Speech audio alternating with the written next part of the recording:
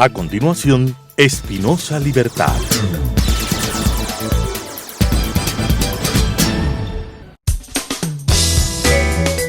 Clasificación A. Apto para todo público.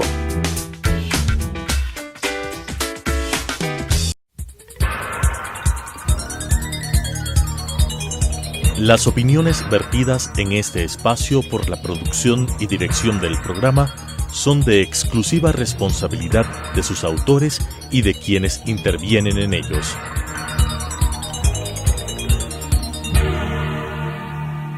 Telesucesos Canal 29 UHF presenta Espinosa Libertad, programa de entretenimiento, información y educación con la conducción de Luis Espinosa. Espinosa Libertad. Queridos amigos, bienvenidos a Espinosa Libertad en nueva normalidad. Y ahora ya podemos estar sin mascarilla, sin guantes y a ver si comenzamos con la nueva vida y la nueva normalidad. Queridos amigos, yo les he echado mucho de menos durante este periodo de tribulaciones, turbulencias, dificultades, fallecimientos, incertidumbre, pérdidas a futuro. Tiempo muy complicado, creo que que hemos vivido todos. Yo les he echado en falta y espero que ustedes también me hayan echado en falta a mí. Y en el día de hoy vamos a hablar en Espinosa Libertad de la grave situación económica del Ecuador y vamos a ver si conseguimos hacer un análisis o un panorama de la situación. Y la situación es dramática. Creo que no se puede pensar o paliar en adjetivos para ver la crisis que estamos viviendo, la crisis que se avecina. Todavía algún hito más perdido que un elefante en medio de la Antártida dice, pero ¿estamos en crisis? Bueno, estamos en una crisis grave, profunda y me temo que duradera. Y es difícil que se pueda hacer a nada de esto.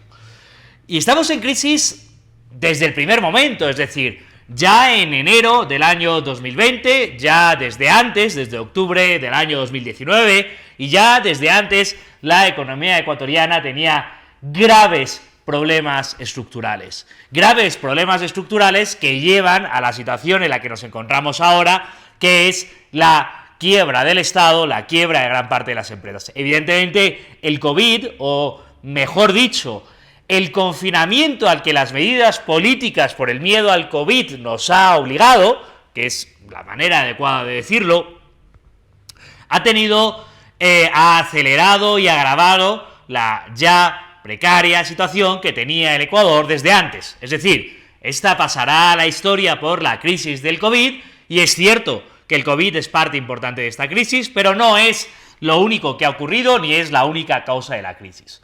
Vamos a hacer un repaso de la situación.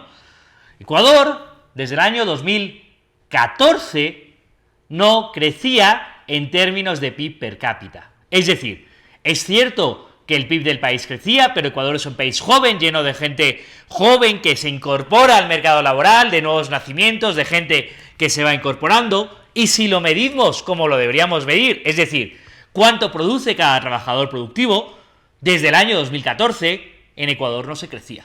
Porque no se generaban oportunidades de empleo, porque no se generaba crecimiento. ¿Por qué? Porque desde mucho antes en Ecuador se hostigaba a la empresa privada. Y esto, que no me cansaré de repetir en este programa de Espinosa Libertad, a quien me quiera oír, es uno de los principios básicos de la economía que muchos parecen ignorar de una manera bastante estúpida. Es bastante sencillo. Sin leyes que permitan la creación de empresas, no hay empresas. Sin empresas, no hay empleo. Sin empleo, no hay creación de riqueza. Repasamos. Queremos ser más ricos, necesitamos más empleo. Queremos más empleo, necesitamos más empresas. Queremos más empresas, necesitamos leyes y normas que favorezcan la creación de empresas. Cualquier concepción marxista, antiempresarial, lo único a lo que nos lleva es a la situación actual. Que Ecuador estaba en el puesto número 123 del mundo en el índice de dificultad para hacer negocios. Esa era la situación dramática ya antes de que llegase la crisis. Además, el Estado ecuatoriano, que es distinto del Ecuador, estaba quebrado. Estaba contablemente quebrado desde hace mucho tiempo. Cada año tenía más gastos que ingresos. Desde el año 2009. Repito, 2009. El Ecuador no ha sido capaz de ingresar más de lo que gasta. Y además, como era previsible que no tuviese capacidad de devolver todo ese dinero, cada vez los prestamistas le pedían más tipo de interés porque era una deuda más dudosa. Esa era la realidad en la que estábamos viviendo. Y cuando se intentó hacer una reducción de un gasto superfluo, absurdo y además antisocial, en el sentido de que no favorecía a los más humildes como eran los subsidios, en octubre hubo una revuelta social que impidió ese ahorro. Y en enero Ecuador tenía una prima de riesgo, es decir, una medición del riesgo internacional altísima. Así que, para empezar a hacer cualquier análisis, no podemos empezar a hacer como que de repente llegó el COVID y hubo dificultades en la economía ecuatoriana. No. La economía ecuatoriana tenía muy graves dificultades y el COVID agravó esa situación poniendo en una situación catastrófica. ¿Cuál es la situación actual? La situación actual es que ya en Ecuador, antes de la crisis, solo el 40% de los ecuatorianos tenía empleo formal. Y después de esta crisis, en torno a, no lo sabemos, 150.000, 200.000, 400.000, hablan otros análisis, de empleos formales se van a perder. Es decir, todavía menos empleo formal. En Ecuador ya había pocas y heroicas empresas, más o menos formales, que sobrevivían. Y después de estar 3 meses confinados, encerrados en las casas, sin facultad para poder pagar o para poder comprar, pues todavía más empresas han entrado en dificultad. Y quiero hablar de esto. Es un drama cada empresa que se pierde. Es un drama cada empleo que se pierde.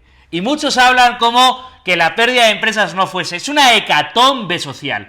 La pérdida de capital, de conocimiento, de inversión, la pérdida de ilusión que había ahí. No es solo la pérdida de los empresarios que invirtieron para poder tener un mejor negocio. Cuando se pierde una empresa, no solo pierden los empresarios, que lo lamento mucho por ellos, pierden los empresarios y pierden los clientes que disfrutaban de ese bien o servicio y pierden los proveedores que proveían ese bien o servicio y ganaban con eso su dinero, y pierden los empleados, que era su fuente de ingresos para mantener a su familia, para cumplir sus sueños. Cada vez que una empresa quiebra, es un drama. Y cuando yo ahora salgo por las calles de Quito y veo cerrado, uno tras otro los negocios, es una espina que se clava en el corazón, porque entiendo la de ilusiones que había en cada uno de ellos. Entiendo que el cierre del negocio es un fallecimiento para la sociedad, es una pérdida que tenemos todos.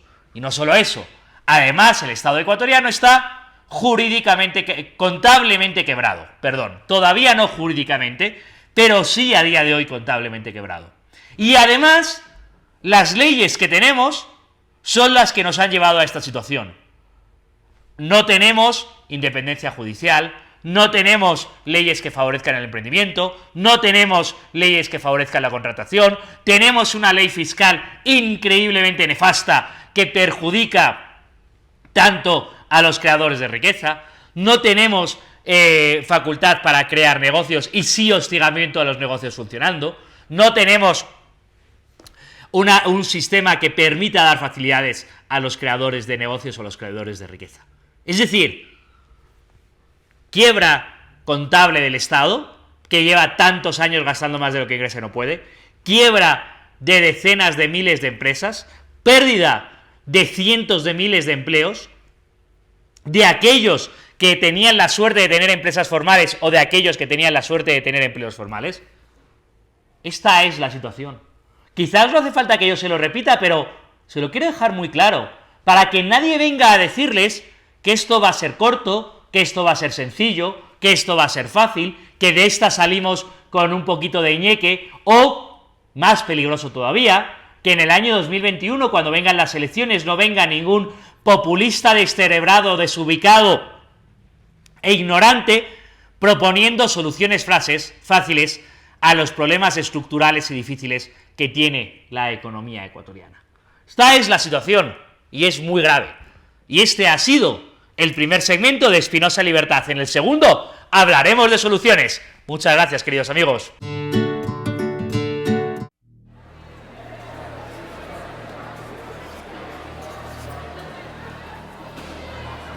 Llegaron y empezaron a discutir. Hola, linda. ¿Qué tal? Hola. ¡No! Oh, es una carta para Nick. Quiere que se la demos. Nick, léela. Que la lea, que la lea, que la lea, que la lea, que la lea, que la lea, que la lea, que la lea, que la lea, que la lea, que la lea, que la lea, que la lea, que la lea. Oye, creo que este papel es tuyo. Así no era la broma. Pues no.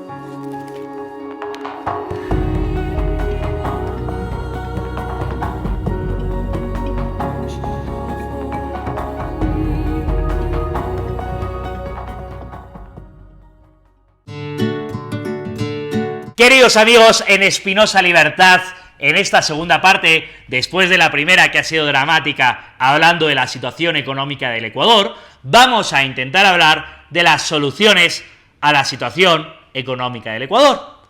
Y lo más importante que tenemos que plantear es, requerimos de soluciones drásticas e importantes. Y voy a decir, aun en el mejor de los mundos posibles, que sería que se llegasen a aplicar soluciones drásticas e importantes, algo que no creo que pueda ocurrir ni aún hasta febrero del 2021, cuando haya nuevas elecciones, ni hasta mayo del 2021, cuando se posicione el nuevo gobierno, ni hasta septiembre del 2021, cuando hayan llegado los primeros 100 días del nuevo gobierno, y aún en el mejor de los mundos posibles, que sería que ese nuevo gobierno aplique leyes y medidas que realmente favorezcan a la economía ecuatoriana. Pero aún con todo lo que hemos dicho que estaba mal, quiero empezar señalando aquello que está bien, porque a veces nos olvidamos o nos equivocamos de que todavía hay algunas cosas que se sostienen y que se mantienen en la economía ecuatoriana. Y esta crisis es muy distinta a la crisis del 99. ¿Por qué? Precisamente por las medidas adecuadas que se tomaron para salir de la dolarización, entiéndase, de la crisis del 99, entiéndase la dolarización. Esto es, la dolarización, que fue lo que nos permitió salir de la crisis del 99, nos ha dado los sustentos para que esta crisis sea sustancialmente distinta. ¿Qué ha permitido la dolarización? Que la quiebra del Estado ecuatoriano, o mejor dicho, para empezar, que la quiebra del Estado ecuatoriano no se traslade a la quiebra de los bancos ecuatorianos. En el caso del 99 fue al revés, pero de todos modos lo importante es que se ha puesto ese muro de contención. Que la quiebra del Estado no se traslade a la quiebra de la moneda. Y que la quiebra de la moneda no se traslade a la quiebra de los ciudadanos. Es decir, esta crisis, debido a que todavía tenemos la dolarización, ha permitido que haya unos muros de contención, o más bien un muro de contención, que ha permitido aislar las distintas crisis, aislar las distintas quiebras. ¿Qué tenemos que hacer a partir de ahora? Bueno, lo primero es no confundir que Ecuador, o más bien, y este es el truco, el gobierno de Ecuador está en quiebra, con decir que Ecuador está en quiebra. En estos momentos está en quiebra el gobierno de Ecuador, y hay bastantes empresas en Ecuador que están quebrando. Pero todavía no es una quiebra generalizada, ni la quiebra del Estado se ha trasladado a toda la economía. ¿Y qué tenemos que conseguir hacer? Separar estos dos mundos. Voy a empezar por el más importante, que es el que menos se habla. Las empresas de Ecuador. Tenemos que hacer lo posible y lo imposible por mantener a flote las pocas empresas o las empresas que sobrevivan a esta debacle, a esta hecatombe. Y todavía las hay que están sobreviviendo. ¿Y cómo podemos hacer que sobrevivan? Por desgracia, el Estado ecuatoriano no está en condiciones de otorgar más crédito, facilidades a todas ellas. Pero al menos es exigible que no fastidie a las empresas que puedan sobrevivir. ¿Qué quiero decir con que no fastidie? Que no siga pidiendo regulación onerosa y absurda que impide el crecimiento. Que no siga cobrando impuestos que no pueden pagar las empresas ahora porque no están teniendo ni utilidades ni capacidad. Y mucho menos que ahora exija anticipos de impuesto o sobrecargos de impuestos. No joda, por favor. Bastante tiene cada una de las empresas en Ecuador con intentar sobrevivir con lo que está 3 meses cerradas sin tener apenas ingresos, como para que encima el Estado, que no solo no ayuda, venga a fastidiar. Así que en estos momentos no fastidie. Y no fastidie para nada. Aplace el pago de impuestos que se puedan aplazar. Reduzca las exigencias de formulario, reduzca las exigencias de trámites. Para empezar, trámites tan sencillos como la matriculación de vehículos. Podemos vivir sin que todos los vehículos puedan estar matriculados este año o tengan que pasar la inspección este año. No pasa nada. En muchísimos países del mundo la pasan solo cada 2, 3, 4, 5 años. Empecemos a repensar toda la tramitología para intentar ayudar a las empresas. No digo ayudar dándoles dinero porque sé que no lo hay. Ayudar no fastidiando, que es lo más importante. Y en ese camino ya se ha dado buenos pasos en alguna dirección. En la dirección de intentar conseguir que se pueda hacer nuevos tipos de contratos que sean menos onerosos, menos complicados, o en la dirección de que se pueda reducir algunos trámites. Pero queda muchísimo por avanzar. Y es fundamental que vayamos en ese camino. También hay que decir cosas lamentables. También otro problema grave que tiene la economía del Ecuador para conseguir una recuperación va a ser la ley de quiebras. Necesitamos que el quebrar una empresa no sea increíblemente complicado y lleve años. Necesitamos que sea lo más sencillo y rápido posible. Oiga, quebré. Mire, invertí mi plata, pedí un préstamo, me esforcé, contraté y quebré. Me han dejado 3 meses cerrado y he quebrado. ¿Y ahora qué?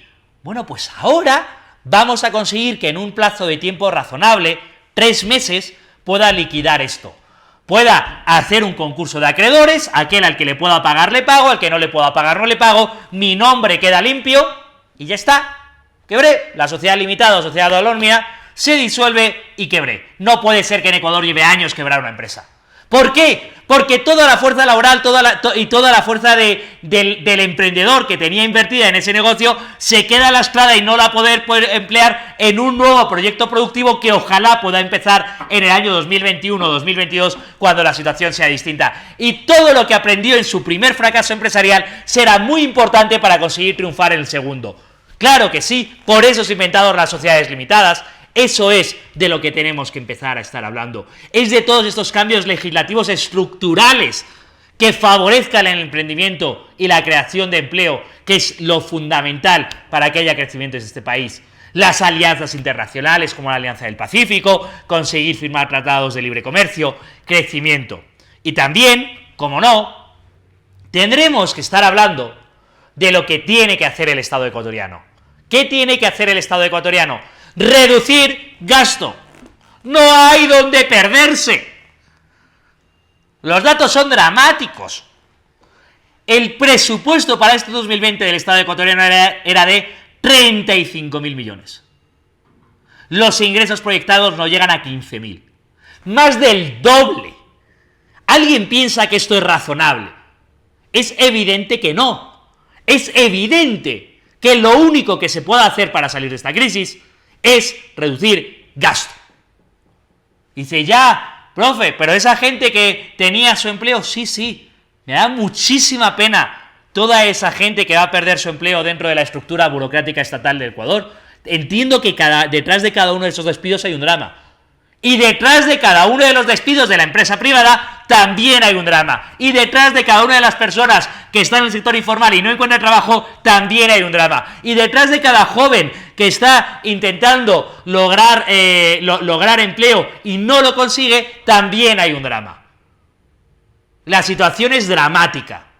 Y no podemos tener dramas de primera y dramas de segunda o privilegiados de primera y privilegiados de segunda. Lo que tenemos que intentar hacer entre todos es conseguir lo antes posible tener una estructura económica viable y sana, para que permita absorber la mayor cantidad de empleo.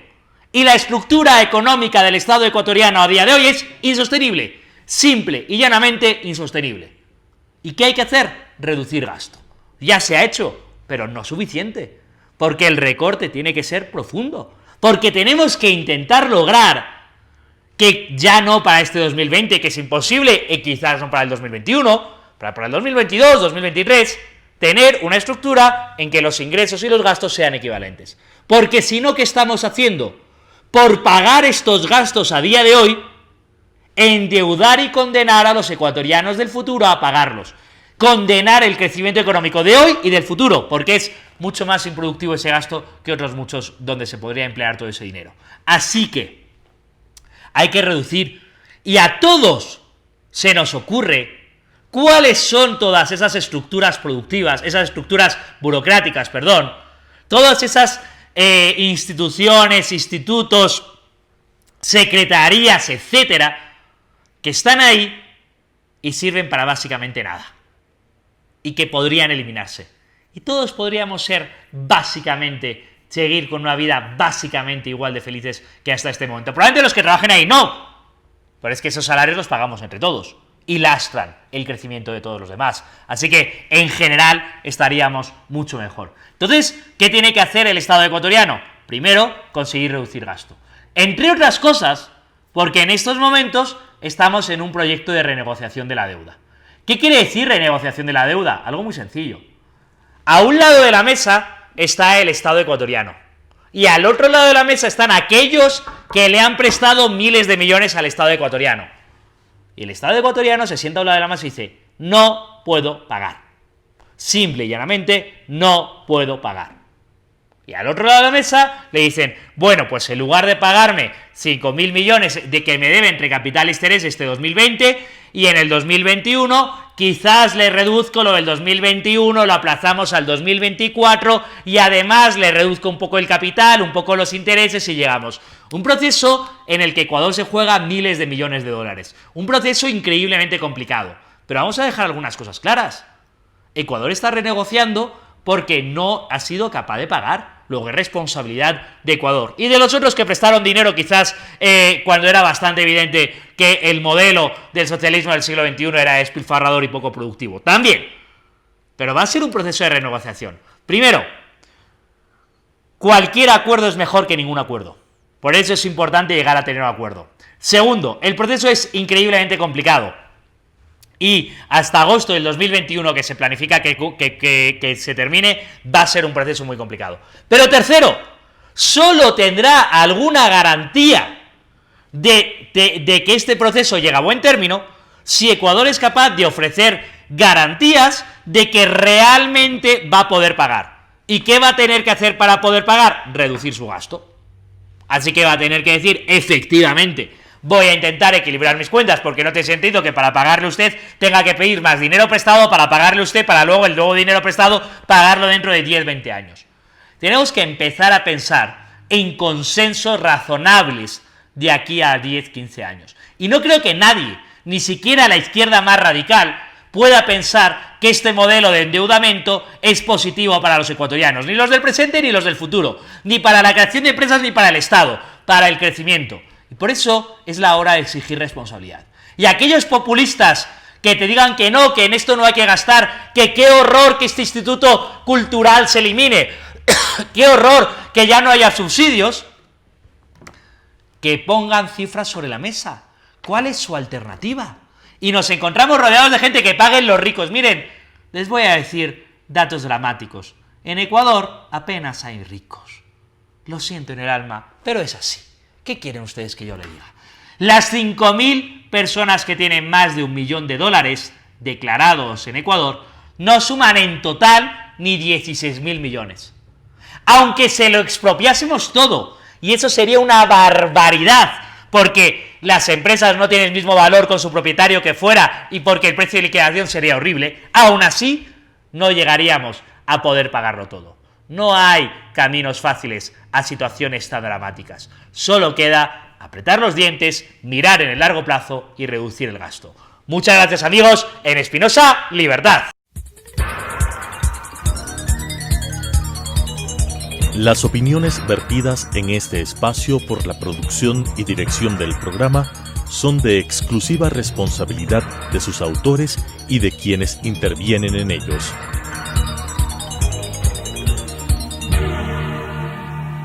Telesucesos Canal 29 UHF presentó Espinosa Libertad, programa de entretenimiento, información y educación con la conducción de Luis Espinosa.